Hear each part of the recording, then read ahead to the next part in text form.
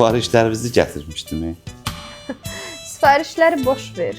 Bizə bir nəfər lazımdır. Bizim köməyimizə çatacaq o bir nəfər. Nə bir nəfər? Para. Dəmin o da bir nəfərin parası çatmır. Bizə kömək eləyə bilərsən? Nə olar? Nədən oynayırıq? Ördəyimizi veririk koltuğumuza. Allah, ikidir. Neyinsə, sən mənim param, sən bunların parası döysən, bu nədir gəlirsən? Sənin para olasan, para. Bayaqdan dördüncü dəfədir, hamada vurursan. Nə, dörd olsa vurardım da, nə işarə verirsən mənə?